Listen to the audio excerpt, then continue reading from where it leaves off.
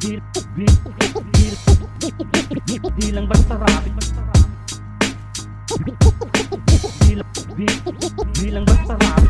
Teka muna, pwede ba napahiram ng oras saglit lang para lang mailaan ang damdaming lapis lang ang gumuhit at sinalin gamit musikang kakaiba, kinabis at kinahiligan hanggang sa magbinata. Di lang basta rap, ito'y kakaibang tunog na bumabayo sa kada kalabog dahil sa dinami-dami ng pagkakataong akala ko ay di ko kayang mag-isa. Musika ang naging sandigan para maibsan ang pagkabalisa sa kadiliman na kulong, pero merong bumulong dedikasyon sa kultura pagsulong. Kahit nabilang lang sa daliri ang nakikinig, ano naman ngayon kahit na walang mga bumibili, ay tuloy pa rin ako sa pagsulat ng tula dahil ang mahalaga ay ang pagmulat ng mata. Ang pagmulat ng mata.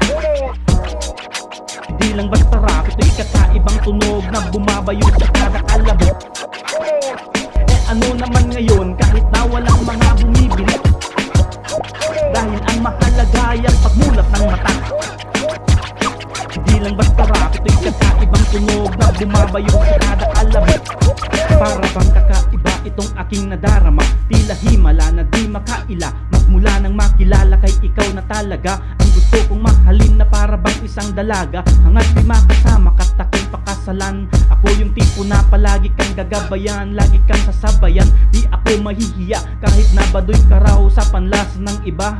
Ika'y aking gusto, sa aking puso bida ka, pero may pagtataka kung ako ba'y tatanggapin. Kahit tinig ko't pormahan ay walang mga dating, di kasali sa mga maangas na geng-geng. Wala rin akong sukbit, malakas na beng-beng at marami dyan iba, malupit at magaling, pero ang mahalaga ay ang pagmulat ng mata. Ang pagmulat ng mata. Di lang basta rap,